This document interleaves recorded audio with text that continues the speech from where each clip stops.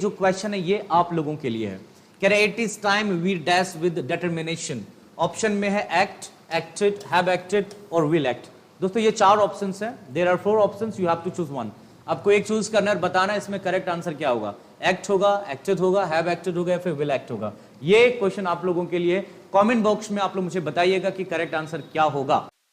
नमस्कार दोस्तों, मैं हूं पवन राज और दोस्तों आज की क्लास में, आज की इस वीडियो में मैं कुछ क्वेश्चंस लेके आया हूं और ये सारे क्वेश्चंस आपके 10th से लेके आया हूं मैं, ठीक है ना। तो कुछ कॉन्सेप्ट, कुछ नए कॉन्सेप्ट में देने वाला हूं आज की क्लास में। और सीधी सी बात मैं आपको बताना चाहता हूं कि जितने भी क्वेश्चंस मैंने बोर्ड पे लिखा हुआ है ना, ये सिर्फ प्रैक्टिस के लिए है, इससे नॉलेज में इंक्रीमेंट होगा। तो चलिए बिना देरी किए हुए टू द पॉइंट बात करते हैं दोस्तों। सबसे पहले आप लोगों को बोर्ड पे यहाँ पे एक क्वेश्चन दिख रहा होगा।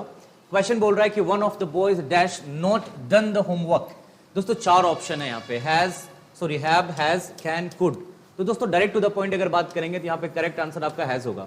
आप सोच रहे होंगे कि बॉयज है फिर हैज कैसे आया, लेकिन मैं आपको बताना चाहता हूं कि अगर आपके सेंटेंस की शुरुआत वन ऑफ से हो या फिर ईच ऑफ से हो, ठीक है ना, या फिर ईदर ऑफ से हो, ईदर ऑफ से हो या फिर नीदर ऑफ से हो, नीदर ऑफ से हो या फिर नन ऑफ से हो या फिर एवरी वन ऑफ से हो, एवरी वन ऑफ से हो दोस्तों, तो आपको ध्यान रखना है इसके बाद जब कोई नाउन आता है ना दोस्तों, नाउन हमारा प्लूरल तो होता है लेकिन जो वर्ब यूज करेंगे हम लोग वो वर्ब हमारा सिंगुलर होगा। वर्ब हमारा क्या होगा, सिंगुलर होगा। तो दोस्तों यहाँ पे क्या है कि वन ऑफ से सेंटेंस की शुरुआत हुई है, ठीक है ना, और नाउन हमारा प्लूरल आया है और वर्ब क्या हो जाएगा यहाँ पे, सिंगुलर हो जाएगा। ठीक है, चलते हैं नेक्स्ट क्वेश्चन की तरफ। नेक्स्ट क्वेश्चन क्या बोल रहा है, माई ब्रदर डैश यस्टरडे। दोस्तों 4 ऑप्शन यहाँ पे है, हैज, केम। सबसे पहले हैज के बाद थर्ड फॉर्म आता है और ये केम आपका क्या है, सेकंड फॉर्म है। ये तो ऑप्शन ही गलत हो गया है ना। हैज कम, केम और विल कम। तो दोस्तों ये जो यस्टरडे है ना, ये एक डेफिनेट टाइम है। कैसा टाइम है, डेफिनेट टाइम है। और अगर पास्ट में कोई डेफिनेट टाइम हो, निश्चित समय हो दोस्तों, तो उस वाले सेंटेंस में सिर्फ और सिर्फ आपका सिंपल पास्ट टेंस होगा, मतलब सब्जेक्ट और सेकंड फॉर्म होगा। सेकंड फॉर्म हमारा क्या है, केम। यहाँ पे करेक्ट आंसर जो होगा दोस्तों वो केम होना चाहिए था। My brother came yesterday. ठीक इसी तरीके से एक और क्वेश्चन मैंने दिया हुआ है, यस्टरडे। देखो यहाँ पे पास्ट का डेफिनेट टाइम दे रखा है, मतलब ये सिंपल पास्ट टेंस होगा। और सिंपल पास्ट में क्या होता है, सेकंड फॉर्म यूज करते हैं, मतलब yesterday she sang a song। लो कंप्लीट हो गया। चलते हैं नेक्स्ट क्वेश्चन की तरफ। देखिए ये जो क्वेश्चन कह रहा है इट विल रेन सून और ऑप्शन दे रखा है, ऑप्शन में कह रहा है want it, doesn't it, isn't it, will it. दोस्तों ये जो क्वेश्चन है ना, ये भी 10th चैप्टर से है, लेकिन जो टॉपिक है वो है क्वेश्चन टैग।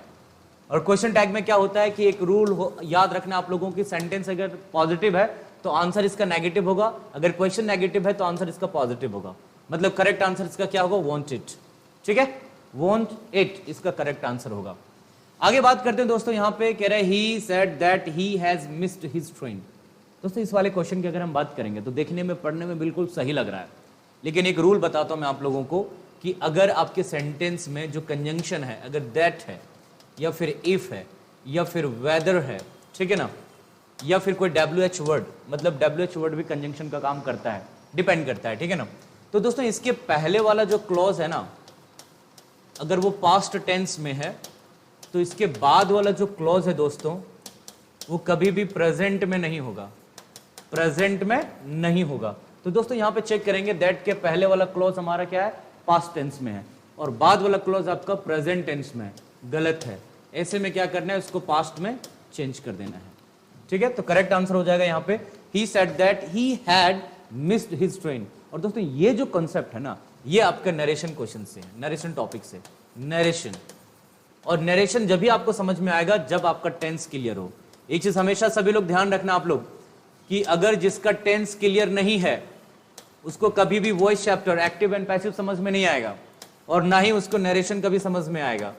कहने का मतलब ये है कि अगर आपका टेंस क्लियर नहीं है, तो टेंस क्लियर नहीं है तो ना तो कंडीशनल सेंटेंस समझ में आएगा, ना तो क्वेश्चन टैग समझ में आएगा, ना ही वॉइस एक्टिव पैसिव समझ में आएगा, और ना ही नरेशन डायरेक्ट इनडायरेक्ट समझ में आएगा। तो टेंस इज वेरी इंपॉर्टेंट। चलते हैं, ये जो क्वेश्चन आपका दिख रहा है यहाँ पे बोर्ड पे, कह रहा है if she dash a bird she would fly. दोस्तों इस वाले क्वेश्चन की अगर बात करेंगे तो ये क्वेश्चन आपका कंडीशनल सेंटेंस से है, कंडीशनल सेंटेंस से है। और दोस्तों मैं बता दूं ये कंडीशनल सेंटेंस आपका सेकंड कंडीशनल सेंटेंस से है। और कंडीशनल सेंटेंस की अगर बारे में बात करूं दोस्तों यहाँ पे, तो जिससे क्वेश्चन कह रहा है कि इफ शी सिंगुलर होता है, इसके साथ इज लग सकता है या फिर वॉज लग सकता है, लेकिन इस वाले सेंटेंस में ना तो वॉज लगेगा और ना ही इज लगेगा। अब आर बचा और वर बचा। सेकंड कंडीशनल सेंटेंस में आर का भी यूज हम लोग नहीं करते हैं। अगर नॉन एक्शन हो तो सिर्फ और सिर्फ हम लोग वर का प्रयोग करते हैं। तो करेक्ट आंसर यहां पे क्या हो जाएगा, were. If she were a bird she would fly, यदि वो चिड़िया होती तो उड़ती। तो ये सेकंड कंडीशनल है।